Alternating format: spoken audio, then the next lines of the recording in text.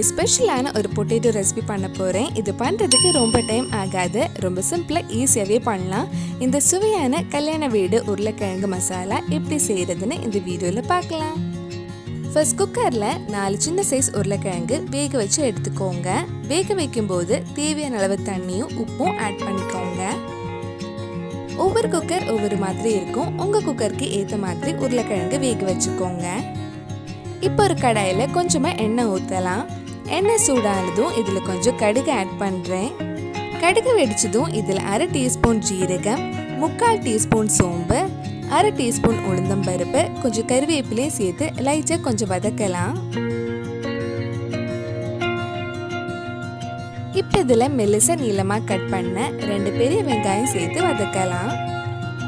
நம்ம சேனலில் இதுக்கு முன்னாடி நிறைய வெஜ் ரெசிபி, குக்கு கோமாளி ரெசிபிஸ் எல்லாம் பண்ணியிருக்கேன். நீங்கள் இன்னும் அந்த வீடியோஸ் எல்லாம் பார்க்கலன்னா அதோட லிங்க் கீழே டிஸ்கிரிப்ஷனில் இருக்குது. மறக்காமல் அந்த ரெசிபிஸும் போய் பாருங்கள்.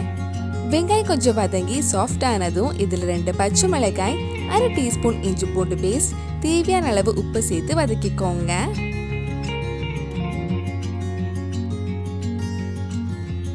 வெங்காயம் எந்த மாதிரி நல்லா வதங்கினதும் இதில் சின்னதாக கட் பண்ண ஒரு தக்காளியும் சேர்த்து வதக்கலாம். தக்காளி வெங்காயம் சேர்ந்து நல்லா வதங்கணும்.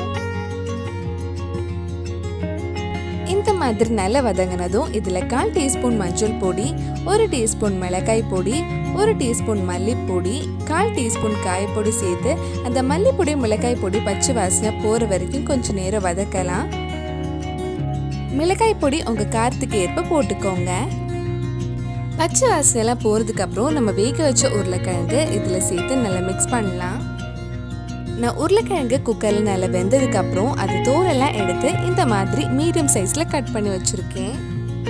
உருளைக்கிழங்கு இந்த மசாலா கூட சேர்த்து ஒரு வாட்டி நல்லா மிக்ஸ் பண்ணிக்கோங்க. அந்த மசாலா உருளைக்கிழங்குல நல்லா ஊறுறதுக்காக கொஞ்சமாக இதில் தண்ணி ஊற்றி ஒரு 5 நிமிஷம் லோ டு மீடியம் ஃப்ளேமில் மூடி வச்சு வேக வைக்கலாம்.